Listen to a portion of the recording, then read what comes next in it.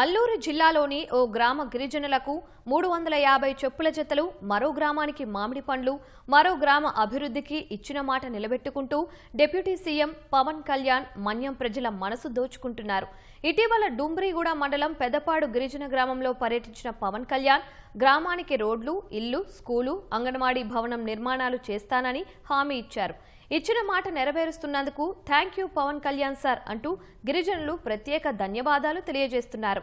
గ్రామాభివృద్ధికి సహాయ సహకారాలు అందిస్తున్న పవన్ కు రుణపడి ఉంటామంటున్న గిరిజనులతో మా ప్రతినిధి శివ ముఖాముఖి. ఉప ముఖ్యమంత్రి పవన్ కళ్యాణ్ గారు నడియాడినటువంటి నేల ఇది.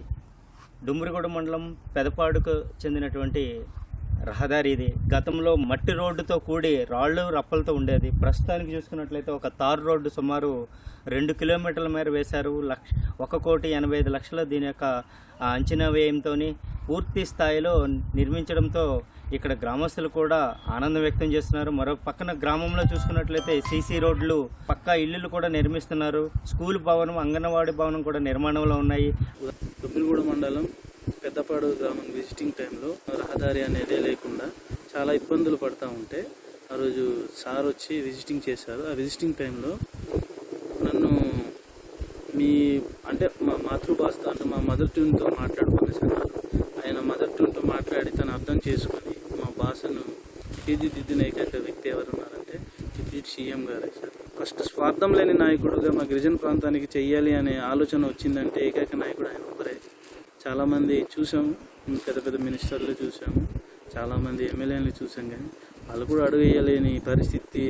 రహదారిలో కూడా తిరిగి స్వయాన్న తను పరిశీలిస్తూ కష్టాలేంటి, నష్టాలేంటి, ఇంకా అముడందని అభివృద్ధి దూరంలో ఇంకెన్నాళ్ళు ఉంటారు, నేను ఉన్నానని చెప్పి, నేను సైతం అని చెప్పి ముందుకు వచ్చిన ఏకైక నాయకుడు ఎవరున్నారంటే శ్రీ పవన్ కళ్యాణ్ గారేనండి. గతంలో 8 సంవత్సరం వచ్చింది బాగుంది. ఈ ముఖ్యమంత్రి కానీ పవన్ కళ్యాణ్ వచ్చేసి గ్రాంట్ సీసీ రోడ్ వచ్చేస్తున్నారు, రచ్చబండ వచ్చేస్తున్నారు, మరి బిల్లు చేసేస్తున్నారు, అంగన్వాడీ చేస్తున్నారు, స్కూల్ చేస్తున్నారు సార్. సంతోషం. ప్రభుత్వం వచ్చేసి మాకు బాగా హెల్ప్ చేసేది సార్. అతను గ్రాంట్ చేశారు. డిప్యూటీ సీఎం వచ్చిన తర్వాత ఈ రోడ్లంతా ఇలాగ చేసి ఇచ్చారు.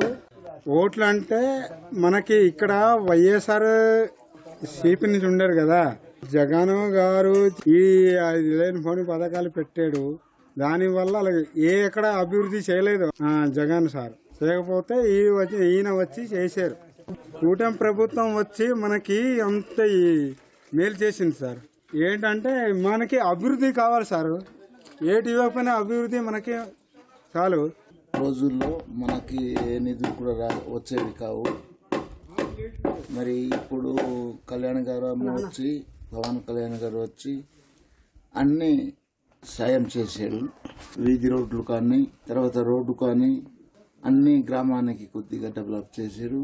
ఇల్లు కూడా మరి వెంటనే విలేజ్ గ్రామం నుంచి మరి ఇవ్వడం జరిగింది. పవన్ కళ్యాణ్ గారు ముందుకు వచ్చి మరి మాకు చేశాడు. మాకు ఇల్లు అన్నీ ఇచ్చినందుకు ధన్యవాదాలు.